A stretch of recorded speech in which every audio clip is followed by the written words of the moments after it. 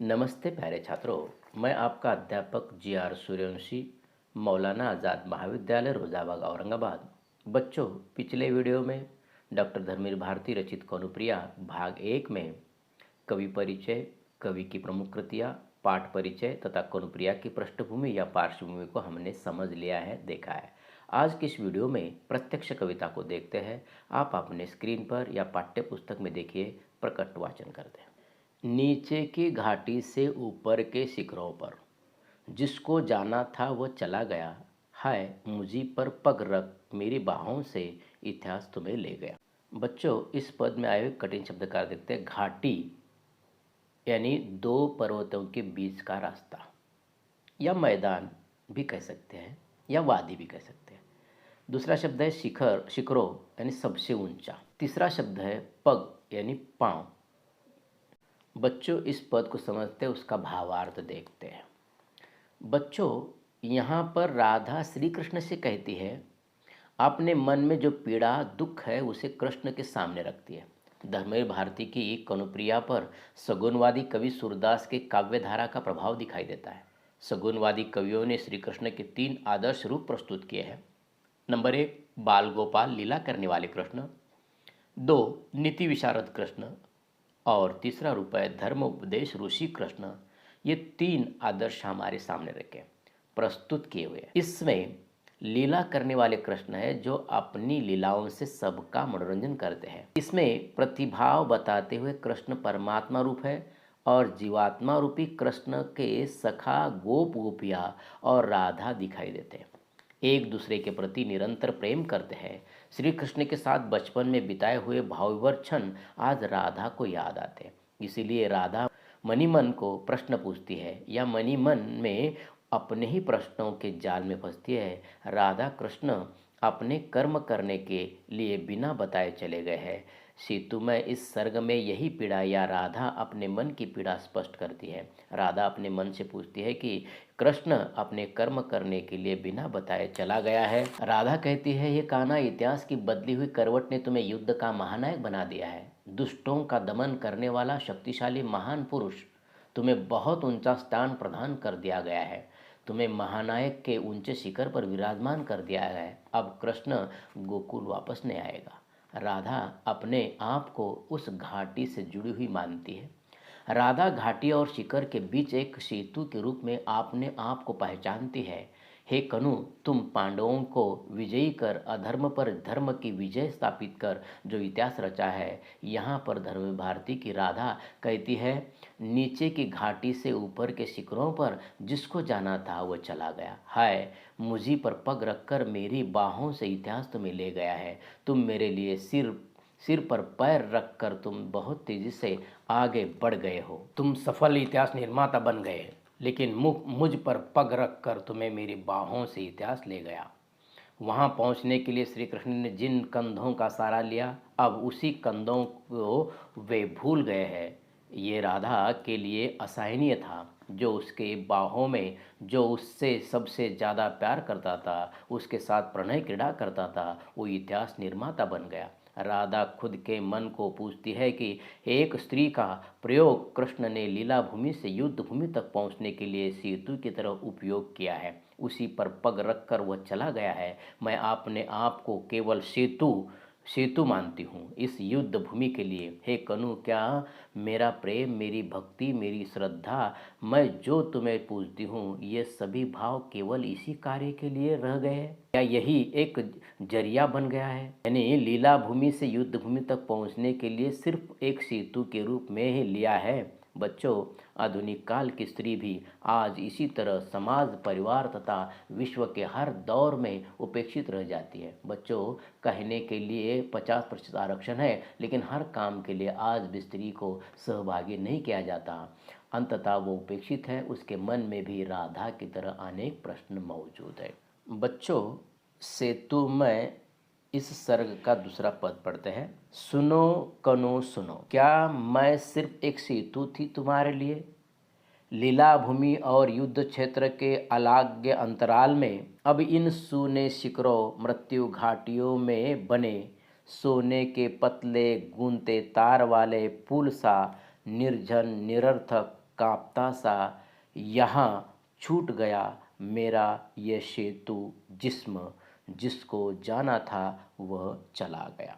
बच्चों, इस पद में आए हुए कठिन शब्द देखते हैं। पहला शब्द है कनु यानी कृष्ण कान्हा। सेतु यानी पुल, नदी पार करने के लिए बनाया हुआ रास्ता, अंग्रेजी में ब्रिज भी कहते हैं। अलाघ्य, अलाघ्य का अर्थ है पार न किए जाने योग्य, जिसे हम लांग नहीं सकते। तीसरा शब्द है घाटियों, वादी यानी मैदान।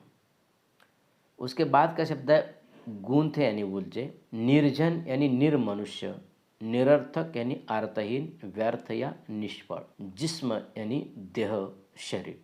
बच्चों, इस पद का भावार्थ देखते हैं, स्पष्टीकरण करते हैं। यहाँ कनु प्रिया कनु को कहती है, हे कनु, व्रज भूमि में वृंदावन में जो लीलाएं रची है वो एक छत्र है और युद्ध छत्र अलग छत्र है। लीला भूमि नीचे की घाटी का प्रतीक है और युद्ध छत्र जहाँ तुम बहुत समुन्नत इतिहास निर्माता के रूप में जाने जाते हो वो शिखरों के समान है। इन दो क्षेत्रों के बीच अलग अंतराल है, इसे लांघा नहीं जा सकता। कहाँ तुम ब्रज में गोपियों के साथ इतने प्रणय से मुरली बजाते थे और सभी को आकर्षित करते थे, सभी के मनमोहक थे, सभी के मन में बसे थे, और वहाँ तुम महाभारत युद्ध में महान नायक बने, पार्थ सारथी कहलाए, और ऐसे वक्त पर अर्जुन को उपदेश देकर पांडवों को युद्ध में सफल बनाया। यह लीला भूमि और युद्ध छत्र घाटी और शिखर जैसा है। गोकुल में प्रेम जगत की लीला भूमि है तो युद्ध भूमि ज्ञान जगत है। इन दोनों के बीच का फासला तो है, अंतराल है, ये अलग है। इसे पार करने के लिए सेतु की आवश्यकता थी। वो सेतु या पुल कनु तुमने मुझे बनाया।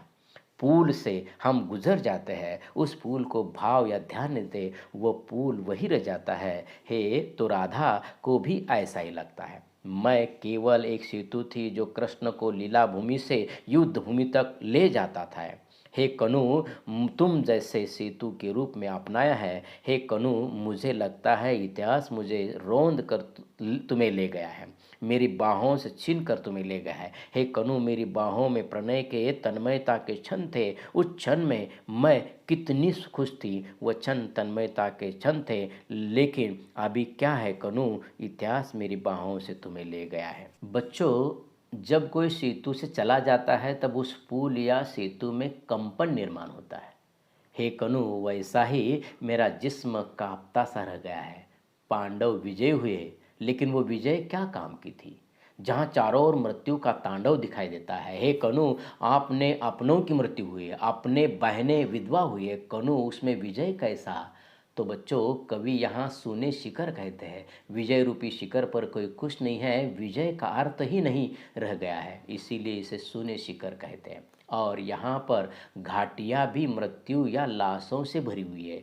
छोटे छोटे बिलखते बच्चे, तड़पती बिलखती विधवा, चारों ओर खून ही खून। वो कुरुक्षेत्र मृत्यु की घाटी के समान था। यहाँ सोने के पतले यानी गूंथे तारों का प्रयोग किया गया है। पुराने ज़माने में नदियों पर जूट का पुल बनाया जाता था। जूट को गोल्डन थ्रेड भी कहा जाता है।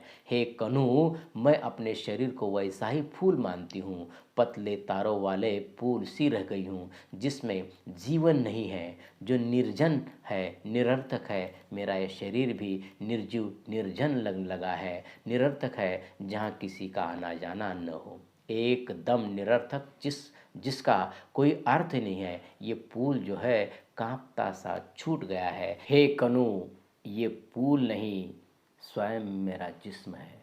हे कनु, मैं मानती हूँ कि तुम मेरे जिस्म को रोनते हुए चले गो।